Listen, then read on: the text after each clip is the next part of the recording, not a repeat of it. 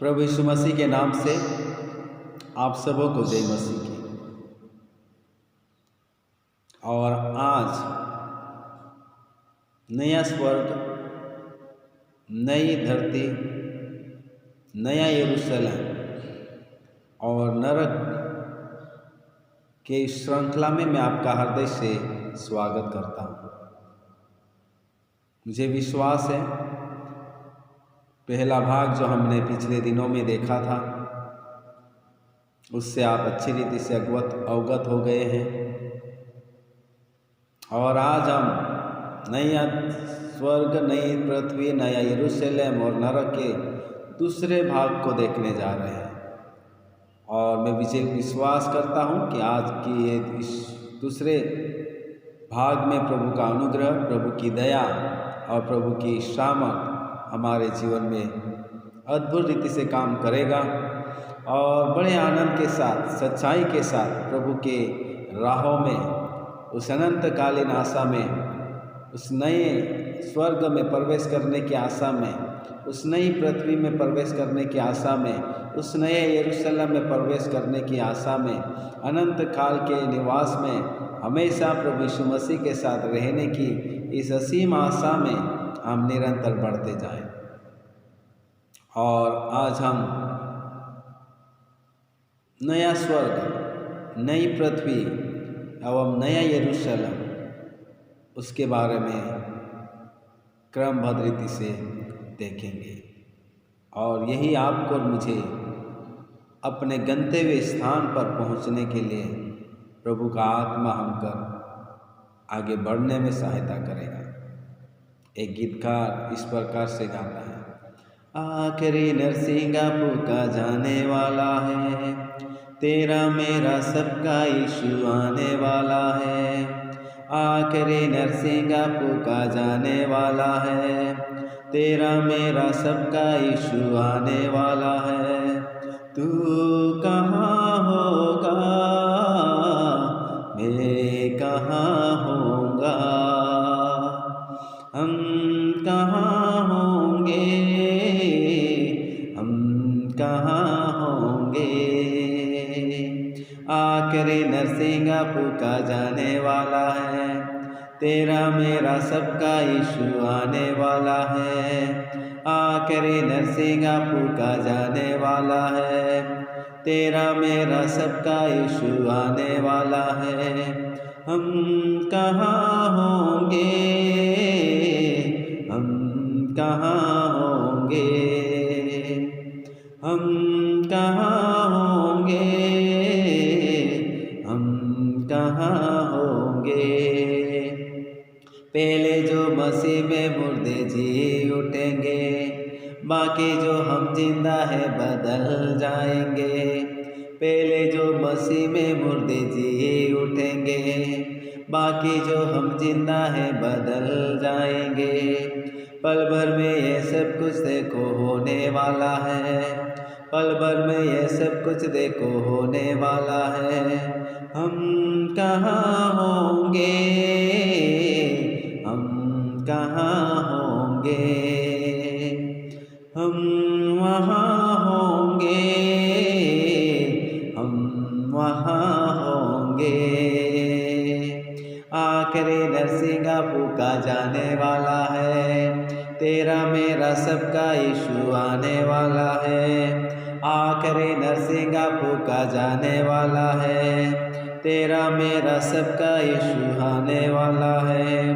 हम कहाँ होंगे, हम कहाँ होंगे, हम कहाँ होंगे,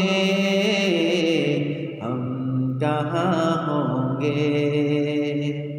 हम वहाँ होंगे, हम वहाँ होंगे, हम वहाँ होंगे, हम वहाँ होंगे। नया स्वर्ग, नई पृथ्वी और नया यरूशलेम। बाइबल हमें नया स्वर्ग, नई पृथ्वी और नया यरूशलेम कैसा होगा इसका बहुत ही सुंदर और स्पष्ट चित्रण हमें प्रस्तुत करती है।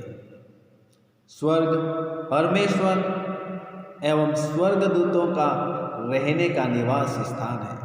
स्वर्ग परमेश्वर और स्वर्गदूतों का रहने का निवास स्थान है।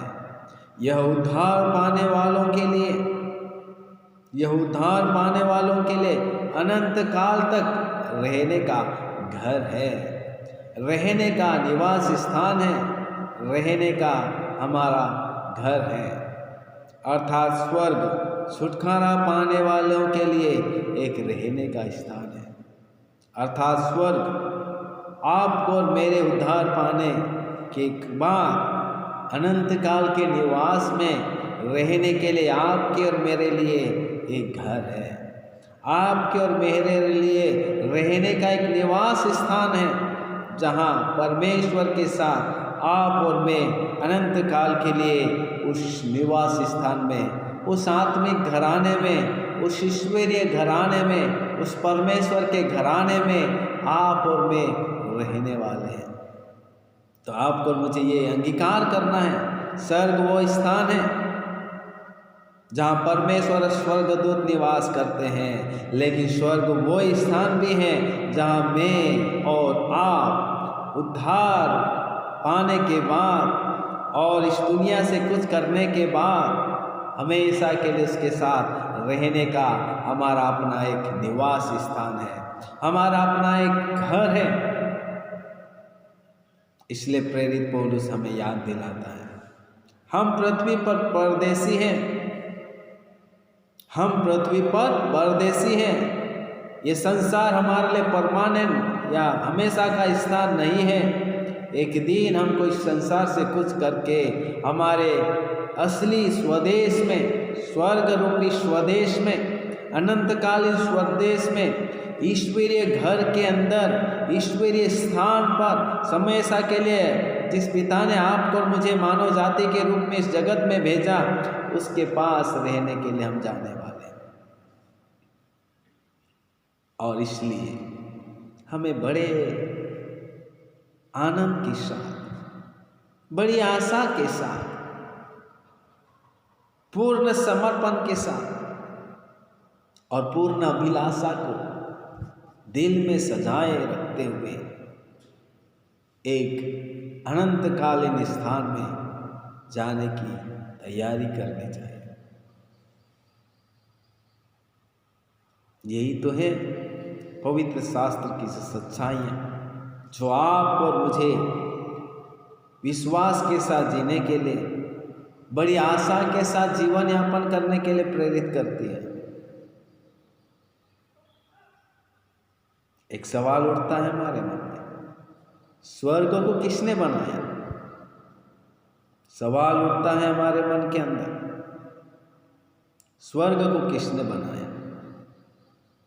इसका जवाब हर इंसान अलग अलग रीति से देता है, हर समाज अलग अलग रीति से देता है, हर जाति, हर धर्म इसका जवाब अलग अलग रीति से देता है। लेकिन आपको और मुझे जो प्रभु की भक्ति करते हैं, जो प्रभु की सेवा करते हैं, जो प्रभु के पद चिन्हों पर चलते हैं, यीशु प्रभु की भक्ति में जीवन यापन करते हैं, यीशु प्रभु के लिए अपना संपूर्ण जीवन, संपूर्ण परिवार, संपूर्ण समाज को हमने प्रभु के हाथों में समर्पित किया है, उनके लिए जवाब पवित्र शास्त्र देता है। हमारे लिए जवाब पवित्र शास्त्र देता है और पवित्र शास्त्र में कोई भी गलती या कमी नहीं है। जो बाइबल कहती है वो 100% सत्य है, क्योंकि ये परमेश्वर का वचन है, प्रमाणित वचन है, जो परमेश्वर की आत्मा की प्रेरणा के द्वारा लिखा हुआ है।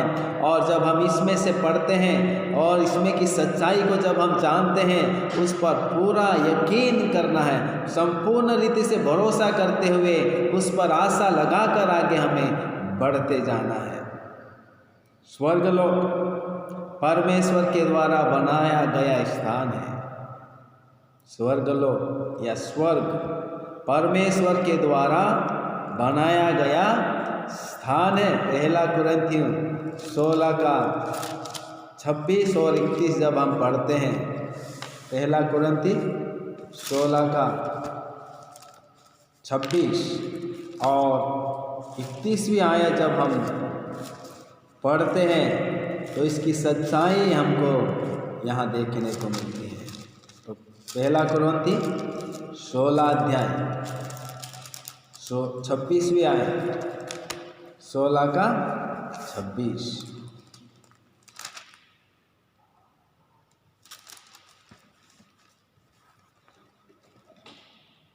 यहाँ इस प्रकार लिखा है,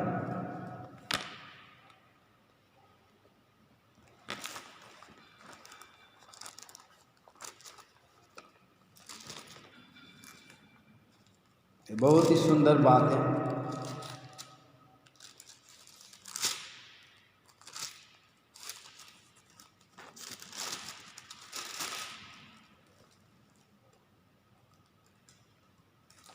ये पहला कुरिन्थी नहीं है, पहला इतिहास 16 का 26 और 31वीं आयत।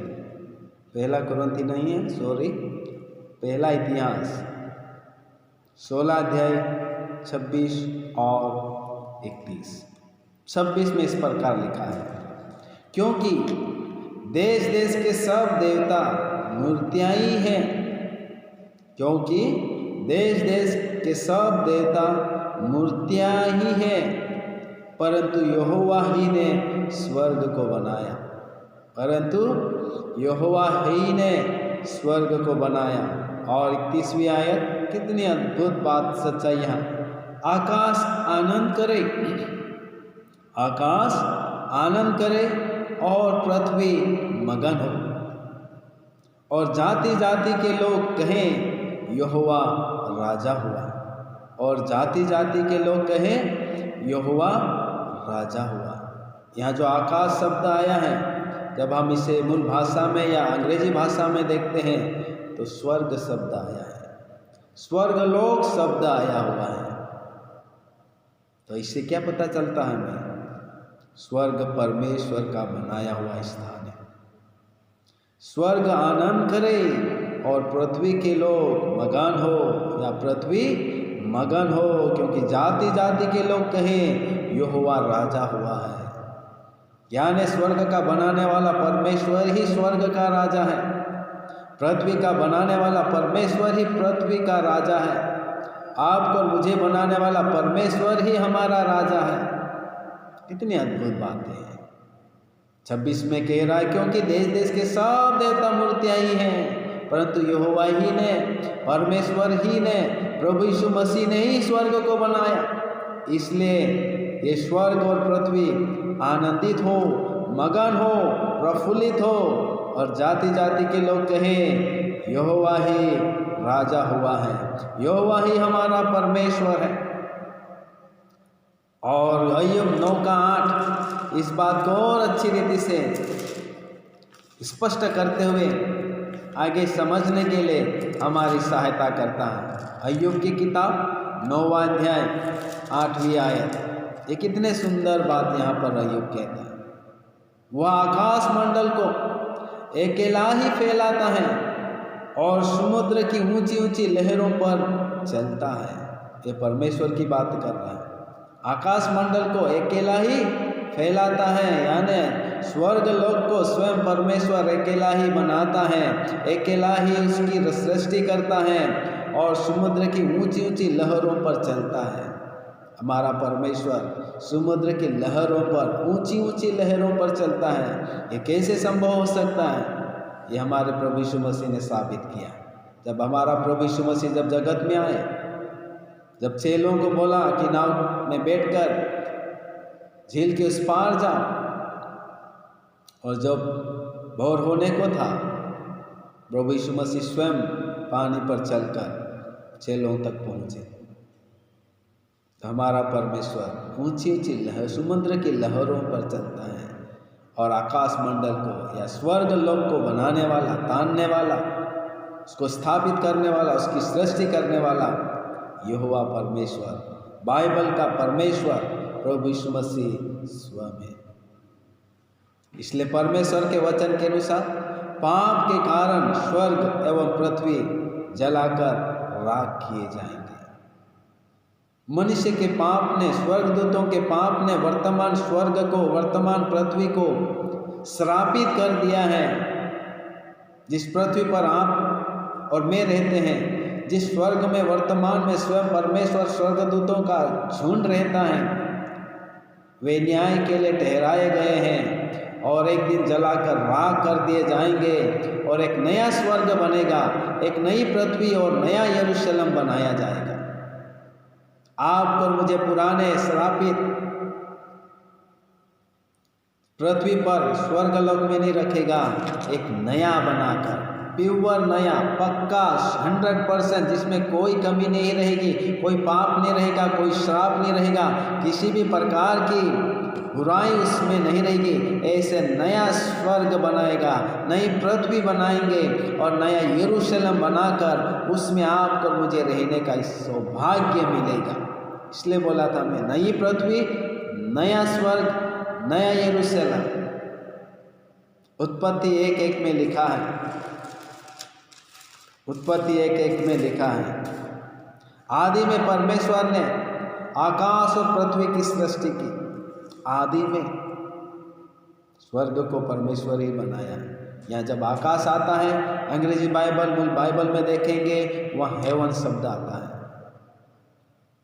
और इसलिए जब जब हिंदी में आकाश शब्द आया हुआ है, वह हमें स्वर्ग समझकर उसे समझने की कोशिश करेंगे, तो उसके असली भावार्थ को हम समझकर हमारी आंखें, हमारा मन स्वर्गीय बातों की ओर लगाए रहेंगे। प्रेरित पौलुस कहता है, हमें अपने मन को स्वर्गीय बातों की ओर लगाए रखो, क्योंकि अंतिम में आखिरी गंतव्य स्थान हमारा स्वर्गलोक ही है। उसी में प्रवेश करना है, उसी में हमको जाना है और उसी में निवास करना है। हालेलुया। तो उत्पत्ति 1:1 कह रहा है, स्वर्ग लोक को बनाने वाला और कोई नहीं है, बाइबल का परमेश्वर है। उद्धार देने वाला स्वयं प्रभु यीशु मसीह है।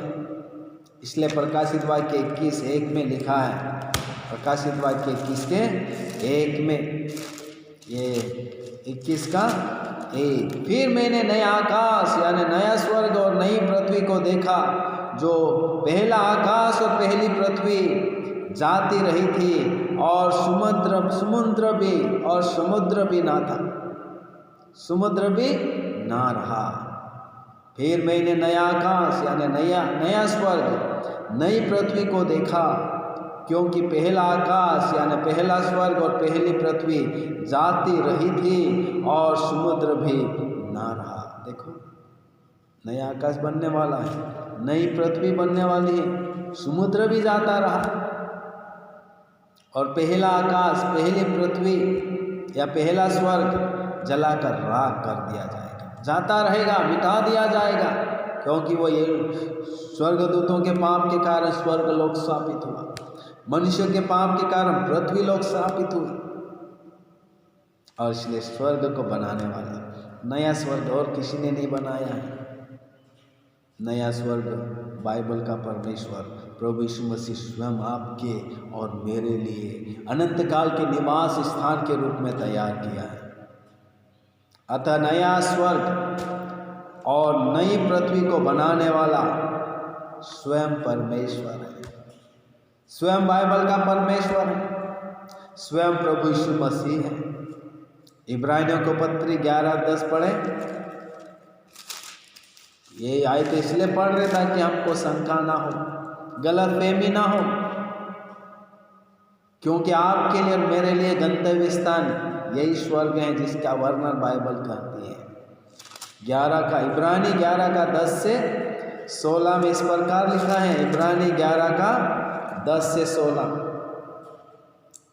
क्योंकि वह उस स्थिर नींव वाले नगर की बाट जोता था जिसका रचने वाला और बनाने वाला परमेश्वर है।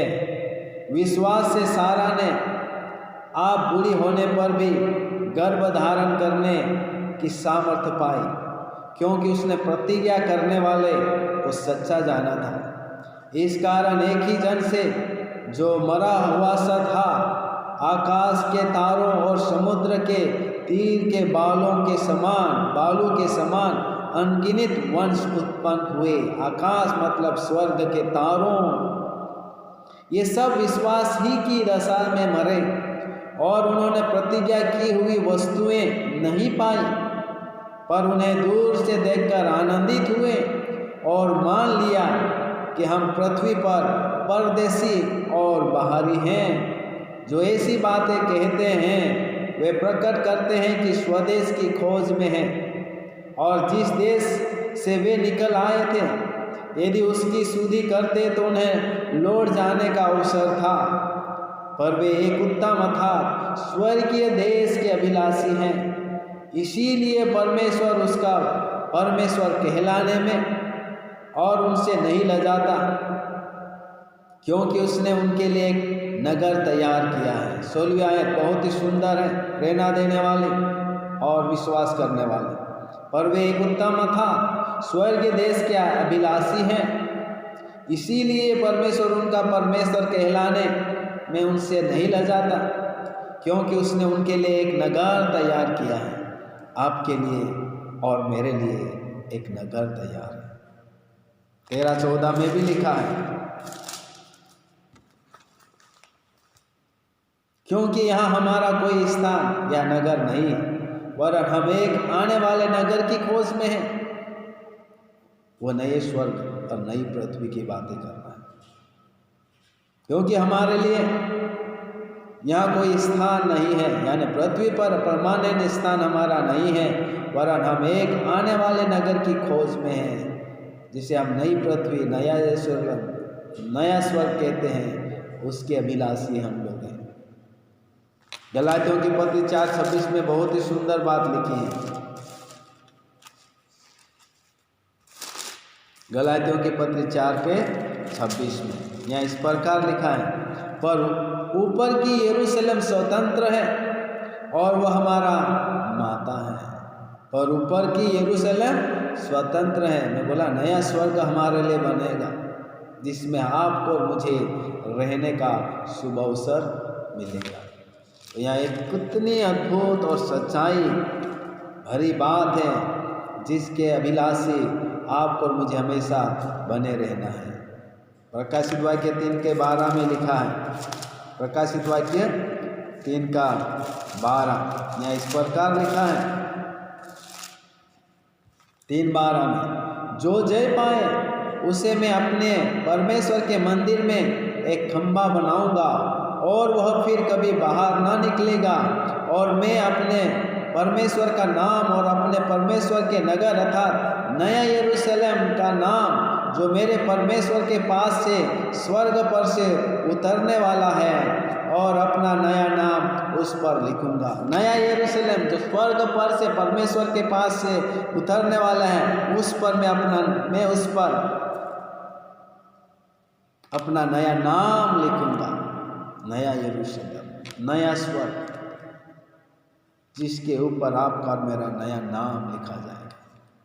पुराना नाम भी जाता रहेगा, पुराना जीवन भी जाता रहेगा।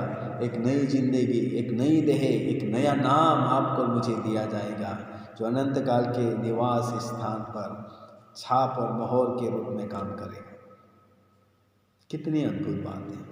21 के प्रकाशित वाक्य 21:2 में लिखा है, प्रकाशित वाक्य 21:2 में, फिर मैंने पवित्र नगर नए यरूशलेम को स्वर्ग से परमेश्वर के पास से उतरते देखा है। प्रभु का दास दर्शन देख रहा है कि फिर मैं नए यरूशलेम को स्वर्ग से परमेश्वर के पास से उतरते देखा। वह उस दुल्हन के समान थी जो अपने पति के लिए श्रृंगार किए हो। कितनी अद्भुत बात ये है। स्वर्ग को किसने बनाया? नई पृथ्वी को किसने बनाया? नया यरूशलेम को किसने बनाया? बाइबल का परमेश्वर प्रभु यीशु मसीह ने आपके लिए और मेरे लिए बनाया, और वहीं पर आपको और मुझे एक दिन जाना है, और उसी अनंतकालीन आशा के साथ प्रभु की भय में, प्रभु की भक्ति में, प्रभु की आराधना में, प्रभु की सेवा में हमको आगे बढ़ते जाना है। हालेलुया। मुझे विश्वास है कि आप और मैं मृत्यु के अंतिम सांस तक स्वर्गीय देश के दर्शन के अभिलाषी होकर आपको और मुझे अपना इस मसीह जीवन जिंदगी को बनाना है। ईश्वर के दर्शन के अभिलाषी को या इस महान सच्चाई को कभी भी नज़रअंदाज नहीं करना, हल्का नहीं लेना। संसारी 60-70 साल की जिंदगी के वैभव में अनंत काल इनके निवास स्थान को आपको और मुझे हल्का नहीं लेना है। इसे बहुत ही गंभीरता से सच्चाई के साथ लेकर इसमें विश्वास करते हुए आगे बढ़ते जाना है। दुनिया का जीवन हमारा पल भर का है, लेकिन अनंत काल का निवास आपके लिए और मेरे लिए हमारा प्रभु यीशु मसीह जगह तैयार करने गया हुआ है, स्थान तैयार करने गए हुए हैं, भवन तैयार करने गए हैं, जहां आपको और मुझे एक दिन ले जाकर अनंत काल के निवास में वो रखने वाला है।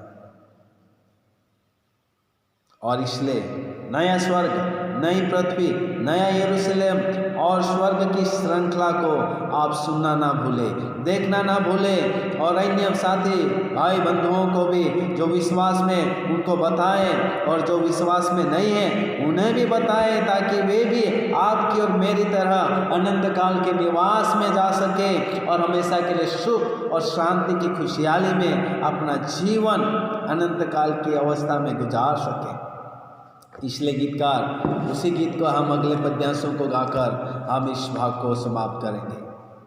आखिरी नरसिंगा फूका जाने वाला है, तेरा मेरा सबका यीशु आने वाला है। आखिरी नरसिंगा फूका जाने वाला है, तेरा मेरा सबका यीशु आने वाला है। हम कहाँ होंगे, हम कहाँ होंगे, हम कहाँ होंगे, हम कहाँ होंगे।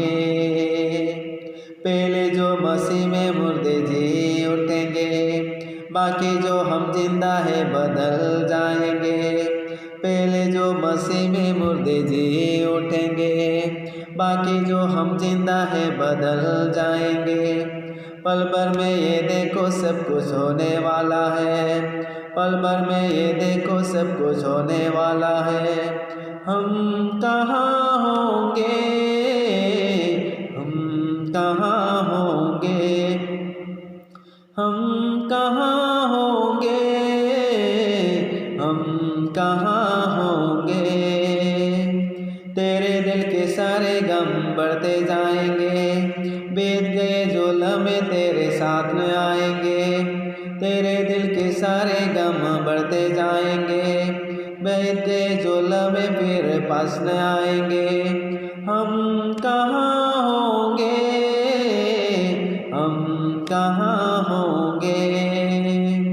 दुनिया में तो तना ही रह जाने वाला है, दुनिया में तो तना ही रह जाने वाला है। हम कहाँ होंगे, हम कहाँ होंगे।